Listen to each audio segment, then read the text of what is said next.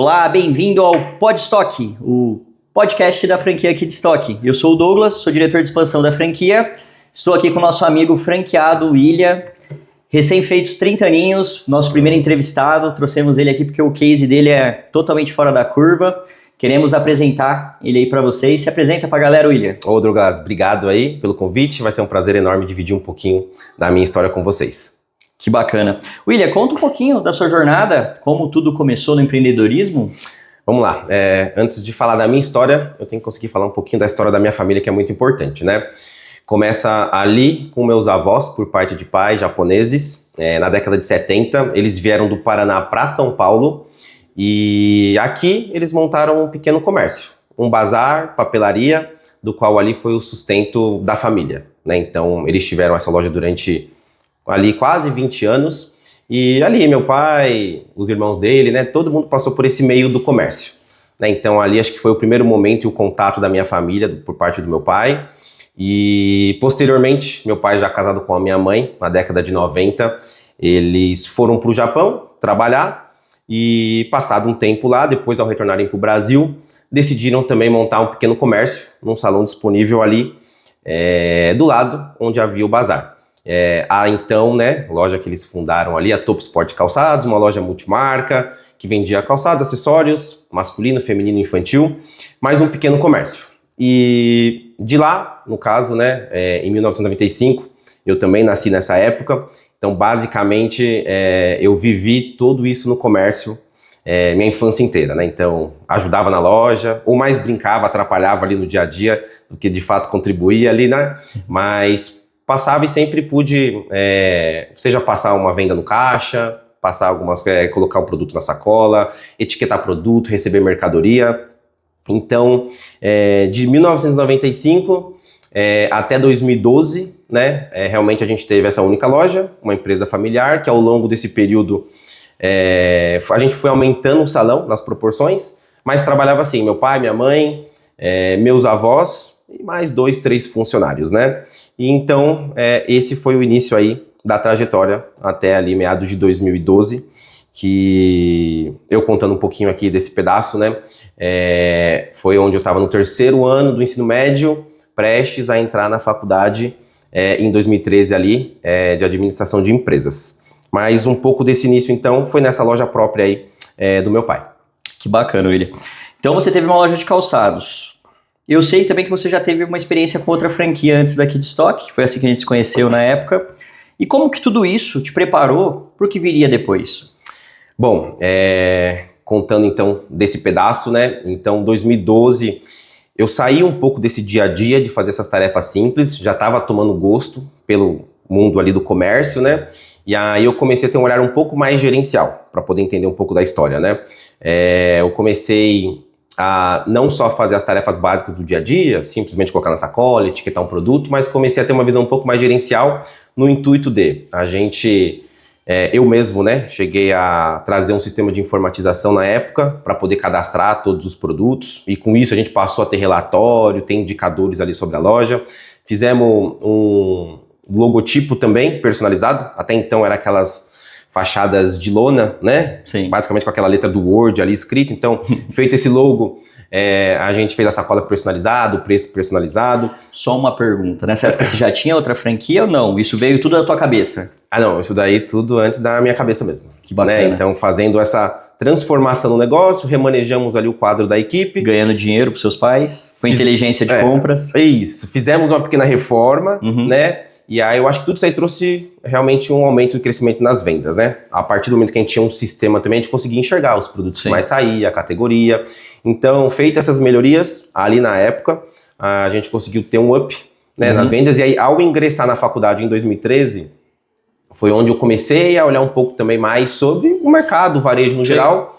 E aí eu me deparei com o mundo das franquias, né? E aí, conhecendo de fato ali um pouco mais e me aprofundando, tinha um salão disponível do lado da nossa loja de calçados, e aí a gente pensou na possibilidade de buscar algum negócio que tivesse sinergia ali com o bairro e desse pra gente montar. Né? Aí você optou por outra franquia, que antes daqui de Stock, e nessa outra franquia você chegou a ter quantas lojas?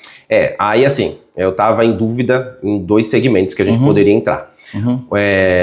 De alimentação, que seria uma opção, e aí a outra seria ali o mercado também de cama, mesa, banho e decoração. Legal. Que aí, no caso, depois de dar uma pesquisada e depois de um tempo, a gente optou aí por ingressar na franquia Veste Casa em setembro de 2013. Perfeito. Então, fizemos essa inauguração e lá, realmente, eu pude aprender bastante, né? Sim. Assim como o know-how que a franquia nos traz, né? Sobre padrões de loja, sobre layout, sobre padronização. Mesmo também a parte de procedimento de atendimento, relatórios e indicadores. Então, tive um baita aprendizado. E aí, então, setembro de 2013, montamos essa loja. E aí já começou o primeiro desafio, né? A gente se dividir em 2 lugares, em 2 segmentos. Mas, enfim, caminhando e aprendendo dia a dia, dando sequência aí. Então, em 2015, outubro, cheguei a abrir a 2ª unidade da Veste Casa. E em 2016, ali em setembro, também a 3ª unidade. E aí fechamos esse período ali com 4 lojas. Que bacana. Olha que legal, né? E você tinha 4 operações. Em que momento você decidiu, assim, que, tá na hora de eu procurar aqui de estoque? Quero ser um franqueado de moda infantil, porque, assim, era diferente. Você até tinha um calçado infantil, alguma coisa dentro da Topo, vendia alguma coisa de cama, mesa e banho infantil dentro da outra franquia, né? Da Veste Casa. E onde você decidiu dar aqui de estoque? Como você conheceu aqui de estoque? Porque você não tem filhos. Então, tipo assim... Você conheceu aqui de estoque pelo varejo mesmo, não foi você no consumidor, né? Me conta aí como que conheceu aqui de estoque, onde decidiu abrir aqui de estoque. Não, certo. Assim, a partir do momento que eu comecei a olhar franquias, eu sempre comecei a ver oportunidades de negócio. E aí, a conversa com aqui de estoque começou ali por volta de 2015, mesmo aí com você, né?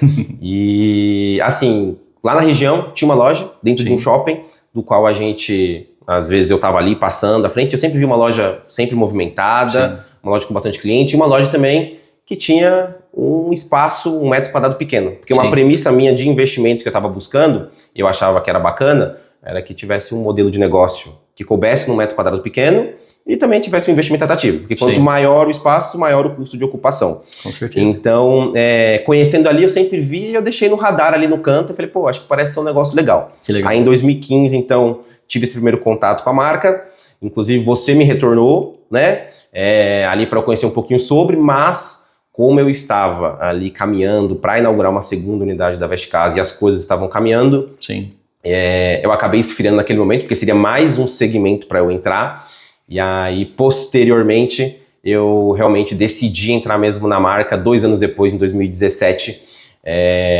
quando a gente realmente viu que fazia sentido, e também... pensando numa estratégia nossa, numa possível virada de bandeira, testando a primeira unidade que a gente implantasse daqui de estoque. Aproveitando os pontos comerciais que você tinha com a Veste Casa, a gente trocou a bandeira e virou aqui de estoque, né? Uma mudança radical de segmento. Não, mas aproveitando que o aluguel era legal, a metragem era compatível com a nossa metragem, né?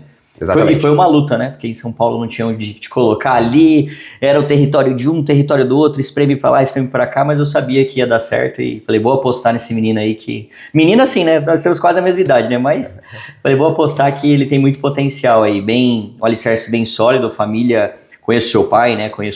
Sua mãe eu não conheço seu pai e seu irmão e vejo que você tem valores e fundamentos aí que são fundamentais pro negócio e como pessoa, né? Como ética e tudo mais, né? Então eu apostei e falei, vai dar certo, não tem dúvidas. A gente foi devagarzinho. Mesmo. E só um parênteses, né, pra gente encerrar o primeiro bloco. Hoje são 9 kit stocks, né? De 2017 a hoje nós estamos em agosto de 2025, né? Eu não lembro. Vai fazer 8 anos. 8 anos, 9 lojas. Então mais de uma loja por ano.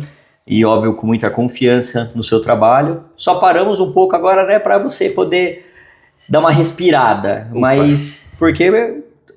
Conversa adiante aí, né? Então, onde der pra gente seguir, você faz um trabalho muito bom. Não, muito obrigado, mas acho que esse foi o primeiro passo aí e a decisão aí de realmente entrar na marca. E estamos aí hoje realmente com 9 lojas e buscando cada dia mais se aperfeiçoar e aprimorar.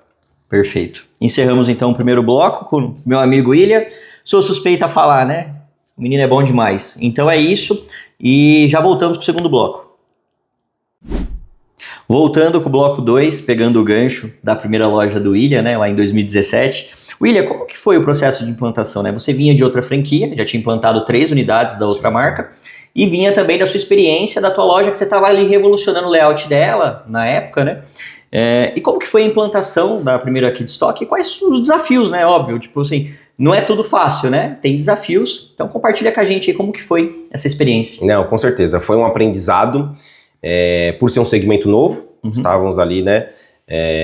Enfim, totalmente diferente, Sim. Mas a primeira unidade tinha 16 metros quadrados. Então, para a gente, o espaço, né, ali realmente foi um desafio, além da loja também estar dentro de um hipermercado. Sim. Então, era uma loja que exigia projetos arquitetônicos e projetos complementares. A gente que veio de loja de rua, a gente nunca havia feito qualquer tipo de projeto nesse sentido. Sim. Então, foi uma loja que demorou ali mais de 120 dias, por mais que tinha 16 metros, até ter todas as aprovações, para de fato a gente realizar a inauguração, né? E assim, os desafios ali, né, pós ali realmente inaugurada a loja, primeira coisa, o entendimento no segmento de moda infantil. Sim. Estávamos acostumados com o Veste Casa ali com uma base de mais ou menos 80 itens, 80 SKUs, Sim. Então um mix bem reduzido, e a experiência no setor de calçados, que também entra moda, né, entra categorias e é um universo bem vasto, né? Sim. E entrar no universo de confecção realmente foi aí um grande aprendizado. E não só isso, no dia a dia da operação, o aprimoramento, né, sobre a forma de como atende, né, a dobra dos produtos, como é que é colocadas, as categorias, a separação ali nas prateleiras, e não só isso, também a reposição de compras, né. Então, foi algo tudo novo, inclusive a primeira compra feita aqui com uma das separadoras da época, eu fiquei super assustado, porque eu vi a quantidade de item, categoria e cor, e grade, estação, coleção que tinha. Então, eu acho que esses foram os principais desafios ali, naquele comecinho. Né? Do RN ao 16, menino e menina, todas as variações, calçados, acessórios, e ainda que foi em outra época, né? Quando você entrou em 2017, foi antes daquela repaginada que nós demos na marca, né? Do processo do branding. Quando você entrou ainda era todo laranja, a gente chamava de setor azul e não de setor laranja. Sim. E o mix ainda nem era tão grande, hoje a gente é um dos maiores multimarcas do Brasil, né? Além da marca própria. E assim, mesmo naquela época já era uma quantidade enorme de SKUs, né? E vindo desse segmento que era uma quantidade muito menor de SKUs, como que você fez para gerir esse estoque no começo? Assim, tipo, beleza, a separadora foi lá, te deu o apoio na primeira compra, você juntou a tua experiência, e como você foi ajustando isso? Porque assim, fundamental, você sabe, vende quem tem, né? Você não sabia o que tinha que ter. E aí Sim. Tu foi em 16 metros quadrados, né? Tu deu uma gaguejada, que era de tão pequena, né? A loja até dar uma enroscada. Realmente. Foi um projeto diferente que a gente fez prateleiras mais altas, escada que corria na vertical, né? E um estoque aéreo que a gente Estoque aéreo, né? Que era uma coisa típica, que a gente não tinha esse layout na marca, né? Nossas lojas, a menor loja na época tinha 25 metros quadrados, era o Santa Cruz, que a gente usou como case, só que o Santa Cruz a gente tinha um estoque apartado, né? Em uma casa do outro lado da rua. Correto. E você na loja, na unidade do Extra, nem tinha esse estoque apartado, era tudo ali dentro da loja mesmo. E como que foi isso, cara? Que assim, beleza, eu sei que você falou um pouco, mas assim, que foi uma jornada, né? Tipo assim, não é tão fácil. Não, assim, a gente contou muito com a ajuda do time mesmo da loja, né? Então, foi fundamental o toque feminino, né? As meninas que estavam no dia a dia, Sim. realmente elas tinham mais afinidade e entendiam a demanda pedida pelos clientes. E a partir do momento que a gente começou a pilotar, a gente também contava com uma supervisão ali, né, no dia a dia, uma consultoria de campo, e aí, à medida que a gente foi realmente passando o tempo ali, a gente foi pegando o macete de compra, mas com certeza a equipe da loja fez total diferença na escolha e na reposição dos produtos na época. E quando você implantou a loja, você viu como que o universo feminino, a equipe de loja importava tanto? Você sabe que no Brasil hoje a dificuldade muito grande de mão de obra. Em 2018 não era tanto assim, 17, 18 não era tanto, hoje é um grande desafio. Mas mesmo assim, né, o maior crescimento veio pós-pandemia, né, conosco, né? Como que você enxerga? Assim, você imaginava que ia crescer tanto? Mesmo sendo uma loja assim, dependente das vendedoras, dependente desse feedback que ela passa, tá precisando disso, o cliente tá pedindo aquilo. Você tinha essa percepção, né, projeção? Na verdade, não imaginava, né? Assim, a gente viu o case da rede, realmente com uma grande quantidade de lojas, né? Só voltando ali, a gente conversou em 2015, a rede tinha mais ou menos 70 lojas, eu lembro muito bem da conversa nossa aqui. E aí, quando eu fui entrar em 2017, já estava com mais de 220 lojas, né? Então, eu acho que o case em si, né, de crescimento, comprova realmente o trabalho da equipe e o processo de compra funcionava, mas eu não imaginava, assim, que nós aqui iria crescer dessa forma, né? Mas é lógico, ao entrar na rede, eu queria colocar à prova essa primeira unidade, ver o quanto a gente conseguiria vender, como que era o processo, como que era o dia a dia, porque dando certo, o intuito era fazer depois, posteriormente, de forma estratégica, a virada de bandeira de uma das nossas Veste Casa. Qual que foi a segunda loja mesmo? Esmeralda? Foi Esmeralda, exatamente. Aí foi sua primeira experiência conosco numa loja de rua. Isso, foi também a experiência da virada de bandeira. Então eu queria muito testar a aderência da marca naquele mesmo ponto comercial para ver se de fato... Comparar a venda, o público... Isso, para ver se a aderência do público, né? Essa questão da venda e tudo mais. E então a gente fez essa virada e de fato ali caminhamos e deu super certo. Estamos aí até hoje. Então vamos pegar o gancho disso. Como que foi a virada? Assim, a loja vendia um valor X, Kidstock igualou esse valor já no primeiro mês, cresceu, vendeu mais... Olha, acho que ficou bem equiparado ali, né? No momento que a gente estava ali, foi em 2018 que a gente inaugurou a loja. A loja fez agora em agosto 7 anos. Já era o layout novo? Já foi a Casa da Coruja? Com já foi com a Casa da Coruja. Legal. Já foi. E aí, lógico, ainda muito novo, a gente tinha estado na rede ali coisa de 1 ano e pouquinho, né? Ainda de aprendizado. E tendo uma loja de rua era mais uma experiência pra gente pilotar. Mas, no geral, a gente conseguiu caminhar ali com um faturamento médio equivalente, e aí à medida que foi passando o tempo, a gente também foi entendendo o mix de produto, o que a gente teria que realmente trabalhar ali melhor para que a gente conseguisse elevar ali o faturamento da loja. Que legal, que bacana. Vamos encerrar o bloco 2, tomar uma água e a gente já volta com o crescimento do William. Voltando aqui com o bloco 3, né? Pegando esse gancho, né, William? A gente falou tanto da implantação quanto da migração da loja, né? E depois disso você decidiu expandir, né? Abrir novas unidades, etc. Quando foi que tu percebeu que realmente Kidstock era território firme, né? Certo. Eu acho que assim, a expansão ela foi muito mais intuitiva do que propriamente um planejamento estratégico. Mas com os negócios dando certo e por também, né, a gente achar na época ali que tinha um custo atrativo de investimento numa implantação, estava dentro das premissas ali que eu buscava, né? Ter negócios num metro quadrado pequeno, pelo fato do custo de ocupação e que fosse também rentável e viável, as coisas foram caminhando, né? Assim, sempre tive o pensamento de ter 10 lojas, né? Eu acho que quem não é um número mágico, acho que na vida do empreendedor. Quem não, né? Você começa ali com a primeira unidade e aí não sonha em crescer, né? Sim. Não sabia ao certo qual seria o caminho, mas, assim... Fomos construindo a trilha e ao longo da jornada as coisas foram ali se viabilizando. Mas eu acho que em relação à questão da expansão mesmo, as coisas foram acontecendo ali naturalmente à medida que as coisas foram dando certo.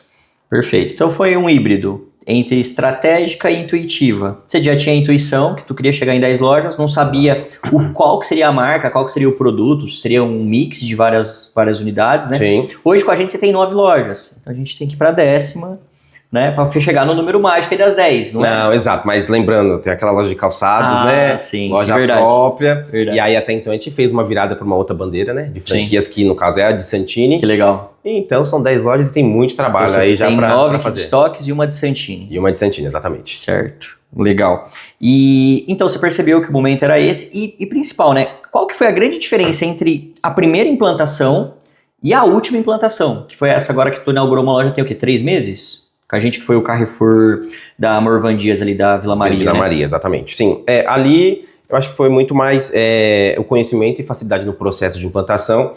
À medida que a gente vai fazendo mais lojas, né, a gente vai tendo mais aptidão e habilidade. Então, seja para fazer a obra, para contratar a equipe, para fazer os projetos arquitetônicos que a gente tanto sofreu lá na frente também, a compra de mercadoria, remanejar também, às vezes, uma gerente de uma outra unidade. Então, eu acho que tudo isso foi de forma mais fácil aí nessa última unidade. Então a gente pode pegar como aprendizado que assim, da primeira para a 9ª, a tua implantação se tornou o que? Mais otimizada. Primeiro, aproveitamento de estoque, aproveitamento do time e, obviamente, redução dos custos de implantação no modo geral. Que de estoque dá uma força ali, parcela algumas coisas, etc. Sim, correto. Mas também o teu conhecimento, né? Porque, tipo assim, a primeira loja foi uma jornada. Você começou pelo mais difícil possível, uma metragem pequena dentro de um supermercado que exigia N projetos, né? Sim.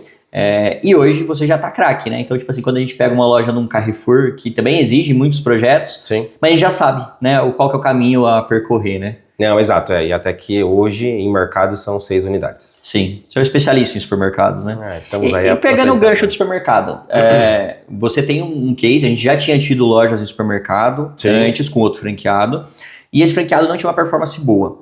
Ao que você atribui as tuas vendas em supermercado ser tão boas, né? Assim, tipo, esperando lojas de rua e inclusive em shoppings que tem um fluxo muito maior que o supermercado. Olha, eu acho que assim, o público em si do mercado, ele tem uma recorrência de compra, né? Então, quantas vezes hoje você vai num shopping e quantas vezes você vai no mercado? Então, eu acho que essa recorrência é super importante, né? O cliente passando ali na frente da loja, mas o que atribui ao trabalho mesmo, eu acho que é um público bem ali de passagem. Às vezes tá com o carrinho da loja, com o carrinho do mercado, a carne descongelando, o sorvete derretendo. Exato, acaba sendo uma venda um pouco mais rápida, então você tem que ter algum atrativo, alguma estratégia para conseguir chamar atenção e mesmo assim ter um tempo de atendimento com qualidade ali na hora. Mas assim, o que virou mesmo a chave foi trabalhar um pouco mais de produtos, né? Que seria um chamariz, né? O boi de piranha, aquela isca.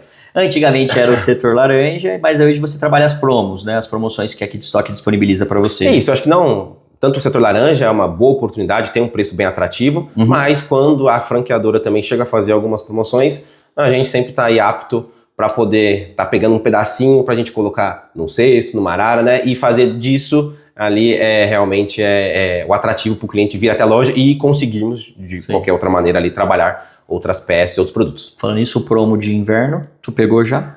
Aproveitei, com certeza. Bacana. Vamos encerrar esse bloco e a gente já vai pro próximo. E vamos que vamos com o William aqui. Valeu, gente. Voltando aqui com o William, né? William, eu vou voltar num assunto, porque é um assunto que todo mundo, assim, que quando vai entrar numa franquia, acho que inclusive busca a franquia por causa disso, né? Que é para você poder se adaptar àquele segmento, que a franquia facilita tudo envolvendo isso, né? E você teve a transição. Calçado ainda tu toca, né? Mas principalmente do cama, mesa e banho para a KidStock. Como que foi essa transição? Rolou uma adaptação? Como que foi isso? Olha, gerou aprendizado e conhecimento, né? No dia a dia, a gente comentou um pouquinho sobre os desafios, né? De grade, categoria, estação, mas logo ao mergulhar na operação, aos poucos deu para pegando um pouco a dinâmica, né? De tudo isso, sabe? Da grade, do tamanho, da estação como um todo, do que os clientes demandavam ali da compra. As coisas foram acontecendo, mas é lógico, eu reforço aqui o quão foi importante ali o time de loja, né? Estar nos auxiliando no processo de compras, né? Anotando que realmente ali tinha sido a demanda de produtos que os clientes estavam demandando. Então, tudo isso daí foi bem importante ali para complementar com a gente no dia a dia. Que bacana. E o que você mais curte, assim, trabalhar com o público da KidStock? Não vou nem falar da franqueadora, né? Porque a franqueadora a gente já é amigo, aí você não vai falar mal aqui agora, né? Mas vamos falar do público, assim, do nosso cliente, como que é isso? Como é essa relação com o público? Olha, assim, gostaria de destacar o clima leve e alegre que o público infantil traz, né? Além da interação direta com os pais, que também sempre estão buscando ali algo especial para os seus filhos. E além disso, também, né? Ver as crianças vestindo um lookzinho, uma roupinha bonitinha. E a gente também proporciona brindes, aquela experiência toda ali, realmente é um ambiente gostoso de se trabalhar. E todo o time também percebe isso na prática. Sim. E você acha que, assim, a gente tem um preço muito competitivo, né? A KidStock também tem uma função, até, não vou falar social porque é um negócio, né? É varejo, né? Sim. Mas a gente sabe, estrategicamente a gente está colocado muito em bairros B e C, né? C predominantemente. Então a gente tem uma função social e a gente tem contato com o público de classe C e D e consegue proporcionar para eles, assim, o vestuário que ele teria acesso só se ele fosse num shopping, numa loja de categoria A e B, tanto em layout, embalagem, presente, a qualidade, o nível de atendimento, né, que a gente atende, assim, muito bem, né, sabe, os treinamentos, a equipe, para que vai trabalhar o ticket médio. Então não importa, se a pessoa entrar para gastar R$50, R$30 na loja ou gastar 500, 600, R$1.000, é o mesmo atendimento, é o mesmo nível de excelência e amor. Como que você enxerga que teu time, ele tem essa cultura, é uma cultura forte dentro da empresa, né? Não, com certeza, a gente sempre passa ali para o time um procedimento, né? O quanto a gente tem que valorizar cada cliente que vem à loja, independente do valor de compra. Então, a gente está tratando ali muitos, 99% realmente, são as mulheres, né? São as mães ali, realmente, a maioria que vem comprar na loja. Os pais sempre estão junto ali também, mas o quanto aquele ambiente tem que ser um ambiente leve, um ambiente atrativo, um ambiente que tenha, né, um carisma na hora de atender o cliente para proporcionar aquela boa experiência de compra naquele momento único, que às vezes, vamos supor que é uma mãe também, né? Sim. Que está ali comprando o presente para o seu primeiro filho. Então, a gente está sempre atento a isso. Vestir a criança é um gesto de amor, né? Com certeza. Tipo assim, pô... É um momento mágico, né? A gente lida com esse sentimento, né? Muito bacana. E como você enxerga o posicionamento da marca, né? Porque assim, você entrou em 2017, Sim. você entrou naquele momento pós-boom, né? Que a gente passou de 70 para 200 lojas, foi realmente 15, 16, a marca triplicou de tamanho, né? Sim. Praticamente. E você entrou pós-boom, entrou um pouquinho antes da repaginada, da troca do layout, que a gente deu uma revolucionada na cara da loja, que a gente trouxe aquele layout de shopping, né, mesmo assim, de lojas de público A, mas mantivemos a nossa sinergia com o público BC, né? Como que foi isso? Como que você enxerga o posicionamento da marca? Como que foi essa transição mesmo, assim, tipo, lá era bem uma cara de loja C e D, aí de repente colocaram uma cara de loja A e B, mas mantendo o produto BC. Então a gente fez um híbrido, a gente uniu todos os mundos, mas como você enxerga você, estando na ponta, no dia a dia, no atendimento, você tem lojas no Limão, que é um público B, né? Sim. E você tem lojas da periferia, público D, C, né? Sim. Como que é isso, né? Porque é o mesmo layout, é praticamente não o mesmo mix, né? Porque você compra tudo nosso, mas dentro do nosso mix também você tem essa autonomia de escolher o produto, né? Fiz umas 3 perguntas, mas aí responde livre aí do teu jeito. Vamos lá. Bom, a marca é bem conhecida pelo público, né? E pela quantidade de lojas. E aí, falando um pouco dessa classificação de... Realmente, né? De A, B, C ali, né? A categoria, a classe social como um todo. Sim. Eu acho que assim, uma loja com esse layout, né? Mais modernizado, quem não? Qual pessoa, mesmo num bairro mais simples, não gostaria realmente de se sentir, né? Bem num ambiente limpo, organizado, atrativo, com iluminação, com as peças todas dobradas, num certo padrão. Então, eu acho que só reforçou mesmo, né?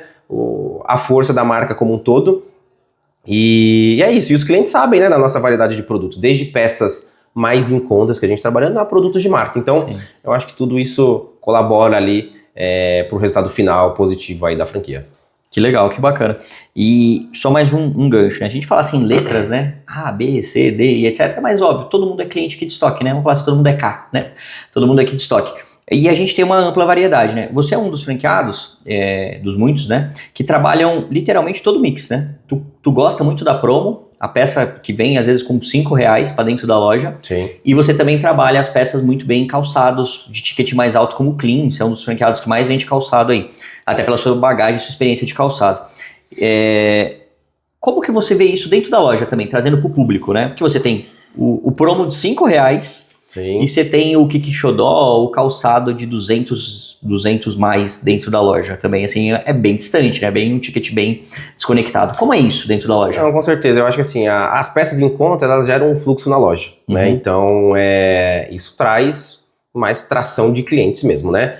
Mas aí vai ter aquele cliente que realmente vai prezar por um produto de maior qualidade, né, com um produto de marca, e tem o cliente que realmente quer aquela peça simples, seja às vezes para usar no dia a dia, né, ou seja às vezes para doação, ou pela condição mesmo própria da pessoa. Então, trabalhar com essas faixas de produto, eu acho que a gente consegue atingir vários públicos aí, e com certeza a gente consegue chegar num resultado positivo, porque a gente tem que entender também, né, a loja, ela partiu do setor laranja, do setor azul na época, setor azul, exatamente. Então, isso era a grande força da marca e acho que era o que a loja realmente fazia acontecer. Então, essa é a origem, acho que a gente tem que manter uma filosofia de ter uns produtos assim como atrativo e atender aquele público que gosta dessa peça assim, mas também a gente não perder aí um público, por exemplo, que está prezando por uma peça de marca, um produto ali um pouco mais sofisticado, por exemplo. Independente do bairro.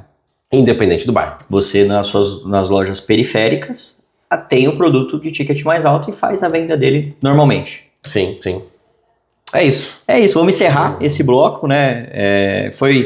Tá sendo assim muito legal o bate-papo com o Ilha. Um excelente franqueado aí.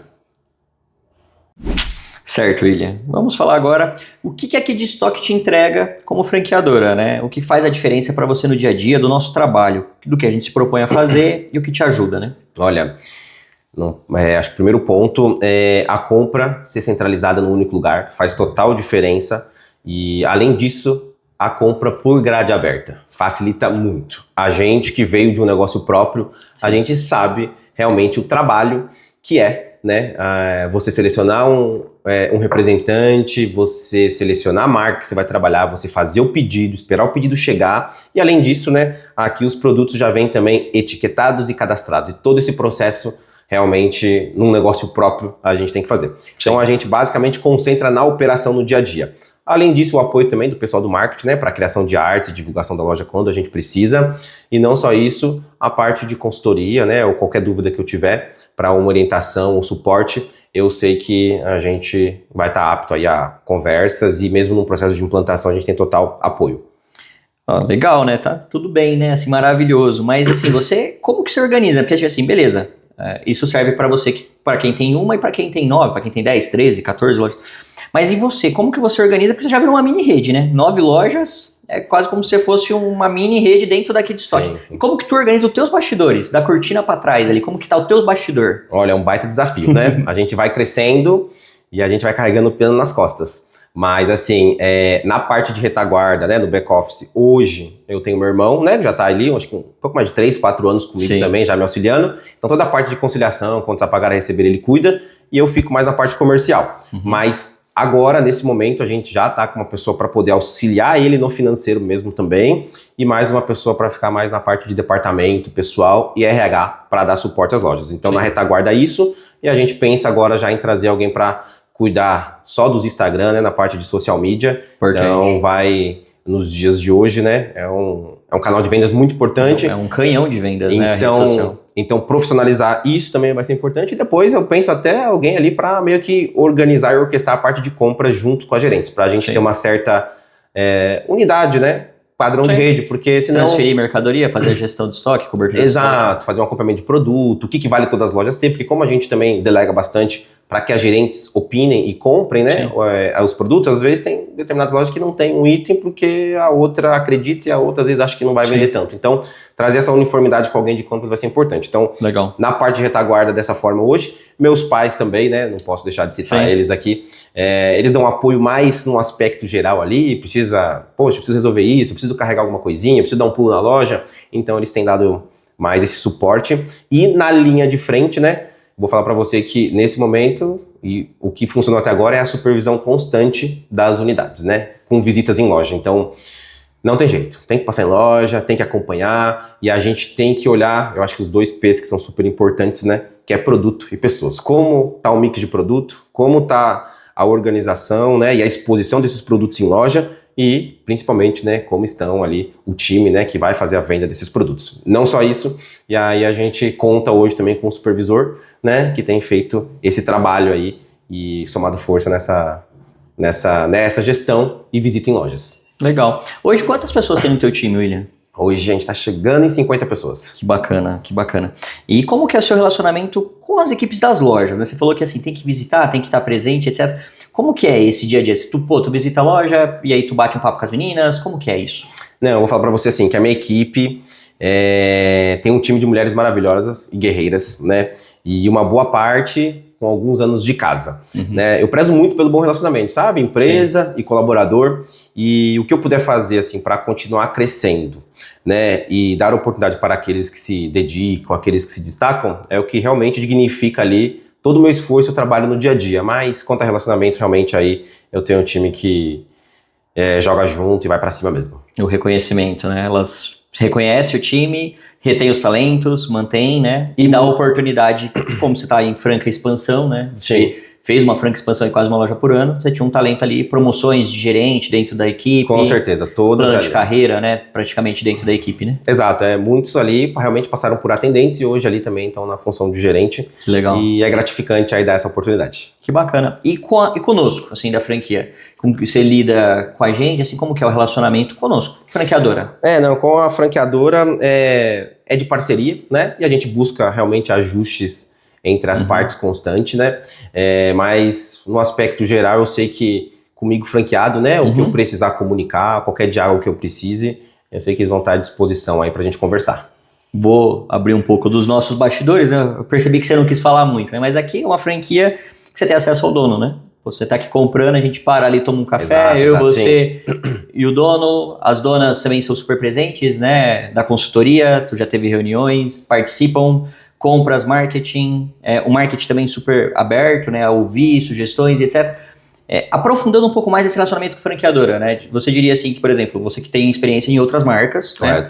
Transições de outras marcas e já passou no processo de expansão de outras marcas e tudo. É um pouco diferente? Não, com certeza. Ou é igual às outras? Não, com certeza. Eu não destaquei isso aqui, mas é um ponto, né, que realmente esse acesso, né, ao dono, ao time, ataque próximo faz total diferença. Né? Então, sinto bem acolhido aqui na franqueadora por parte de todos e a gente sempre está aí buscando realmente conversas para que a gente possa melhorar e trilhar um caminho aí de sucesso ainda com a marca, né? Mas realmente tem esse diferencial aí, essa conversa com todos aqui, então isso é muito bacana. Que legal, que legal. Bom, vamos encerrar esse bloco e já voltamos com o próximo bloco aí, pessoal. Bom, vamos começar o último bloco e assim, olhando assim o bate-papo que a gente tá tendo aqui, eu tinha certeza que você ia ser a pessoa certa para trazer para fazer esse primeiro bate-papo. Primeiro, porque a tua história assim, é muito fora da curva, assim, é uma história de muito sucesso. Obrigado. E você como ser humano, cara, tipo assim, porque você reconhece o time. Tipo assim, você entende que, tipo, até onde você chegou é a colaboração de cada uma das peças envolvidas. Você, óbvio, no centro disso, mas que é o teu time de loja, é o teu time de supervisão, é o time da franqueadora que te compartilha um pouco de experiência, que te dá uma força aqui, uma força lá, e você com o teu time, todo mundo se apoiando que chega aqui. Então, é uma história de sucesso, tanto no âmbito de empreendedorismo quanto dentro da Kidstock. Então, assim, para não ficar muito comercialista, né? Nem sei se existe essa palavra, mas sei lá, tipo assim, muito merchandising, parecendo que você está sendo induzido a falar bem da Kidstock. Fala, assim, como que você vê a inspiração. Se você não fosse franqueado Kidstock, tu tivesse vendo o podcast, conhecesse a tua história e você tivesse na mesma situação. Como você lida com isso, assim? Tipo assim, é uma história inspiradora. Eu sei que tu é um cara humilde, então é uma pergunta difícil. Até você falou, Douglas, essa pergunta vai ser difícil e tal. Mas fala, tipo assim, como que você vê isso, a inspiração, entrar na franquia e etc. Conta aí. Não, agradeço aí, né, pelo feedback, mas com certeza são as pessoas que fazem a gente aí realmente crescer, estar no dia a dia, e o que a gente mais quer é que as coisas caminhem da melhor maneira possível, né, e dar essa oportunidade. Então acho que o primeiro passo é conhecer de gente, entender de pessoas, ter paciência, saber treinar, saber orientar e acreditar que elas mesmas podem ali se sobressaírem e cada vez irem além, até mesmo do que elas acham que elas não conseguem, né, no dia a dia. Mas assim, eu acho que um conselho para quem realmente está entrando, né, no mercado de franquias, eu acho que é super importante, primeiramente, pesquisar o mercado, o segmento do qual ela está desejando entrar. Eu acho que ter essa sinergia, a identificação com o produto, com a marca, faz total diferença. Conhecer a franqueadora também é muito importante, né? Ver se de fato como que é a reputação da marca, como são os números financeiros, como é que é o processo de compra de produto, sobre a cobrança de royalties também, né? Para avaliar sobre o retorno do investimento. Exatamente. Acho que é um fator super importante. E além disso, o terceiro aqui é conversar com outros franqueados, né? Ouvir a experiência de quem está na rede também é um fator ali que faz a diferença. E avaliar realmente o valor do investimento financeiro versus, de fato, o retorno, né? Porque, no final das contas, é investimento, é dinheiro, né? Com certeza. E a gente quer sempre ter um payback ali sobre aquilo que a gente está apostando. Decidido, né? Aí, escolher um bom ponto comercial faz total diferença. Eu acredito assim, 50% do negócio é o ponto e os outros 50% produto e pessoas. Sim. Então, feito tudo isso, prepare-se realmente aí para trabalhar, porque não é fácil, né? Entenda que é uma busca constante de aprimoramento e melhorias, e que mesmo estando dentro de uma franquia, vai haver desafios. Então, se você pensar que é abrir a lojinha ali, comprar a franquia, né, e ficar em casa esperando as coisas acontecerem, meu amigo, eu vou dizer que não é. Tem que trabalhar, é mão na massa e fazer ali o dia a dia para o resultado virar. Varejo, você dorme rico e acorda pobre? Se você não acordar e for trabalhar, você dorme pobre no dia seguinte, né? É bem isso, o desafio mesmo, né? Então, e aí uma dica mesmo, né, assim, eu acho que sobre a parte do empreendimento, né, eu penso que independente da idade, se você quiser se sobressair e ter um resultado acima da média, né, da grande maioria, em algum momento você vai ter que, de fato, aí, correr riscos, né? E quanto a ser jovem, a estar empreendendo, eu acredito que é um dos melhores momentos para você empreender, e se testar e se colocar à prova enquanto novo, né? Acho que você tem todo o tempo do mundo depois que você errou, para você corrigir e tudo mais, né? E eu acredito assim que no jogo da vida e dos negócios não ganha aquele que tem mais extensidade de tempo ou tempo de casa numa empresa, né? E sim aquele que tem mais intensidade de prática no dia a dia, aquele que se expõe mais, aquele que é mais curioso, aquele que se dedica mais. Então, eu acho que esse é um ponto aí bem importante para as pessoas praticarem, se testarem e se expor aos desafios. Eu ia pedir uma frase de fechamento, mas acho que essa tua frase fecha bem aí, ficou bonito, dá até para fazer uma dedicatória num livro, hein? Pô, mandou bem, William. Obrigado aí. Parabéns aí pela entrevista, obrigado, meu amigo. E é isso, gente, primeiro Podstock aí. Um abraço. Valeu. Não, que abraço que nada, né, pô? Tem uma pergunta não, vamos falar livre, né, assim, que você soltar, né, você tá meio japonês, assim, você tá meio frio, você se emocionou ali no momento, deu uma amolecida, mas olhando pra trás, William, qual foi o seu maior aprendizado nessa jornada? Assim, que se você for uma pessoa inquieta, sonhar que pode, mesmo que as condições não sejam favoráveis àquele momento, e buscar persistir nas coisas certas, uma hora o seu sucesso, o seu crescimento, com certeza tenderá a acontecer. Porque a gente superestima, né, o que a gente pode fazer num curto prazo, mas a gente subestima ali o que a gente consegue fazer ao longo, por exemplo, de 10, 12 anos, que é o tempo que eu estou trabalhando. E aí, eu acho que tudo isso que a gente conseguiu construir até agora foi persistência nas coisas certas e dar tempo para que as coisas aconteçam também. Oh, falei que não podia ter encerrado, precisava dar mais esse gancho. Sabia que você tinha mais alguma coisa para falar. Agora sim, meu amigo. Valeu. Obrigado. Eu que muito agradeço. Obrigado mesmo. Até uma próxima. Quer deixar uma mensagem aí pro seu pai, pro seu Roberto? Como é o nome da sua mãe? Kátia. A dona Kátia. Sua avó, né? Seu avô é falecido, né? Meu avô é falecido. E aí a sua avó é a... Eu tenho duas avós, né? Por parte de mãe e por parte de pai. Sim. Na verdade. Mas assim, enfim, a família, né? A família como um todo. Os Tomoda. É muito importante, né, ali na construção dessa trajetória, sem eles, de fato, né, sendo os percussores ali nesse início, nesse pontapé, meus avós também no comércio, imagina que as coisas iriam acontecer dessa forma, né, então tudo que eu sou hoje é graças realmente aí ao ensinamento deles e como realmente eles conduziram ali eu mesmo como uma pessoa e me formando ali como um empreendedor mesmo no dia a dia. Que bacana. Família no alicerce de tudo, né, William? Que top. E é isso mesmo. E é isso aí, pessoal. Muito obrigado. Esse é o primeiro Podstock. Valeu, gente.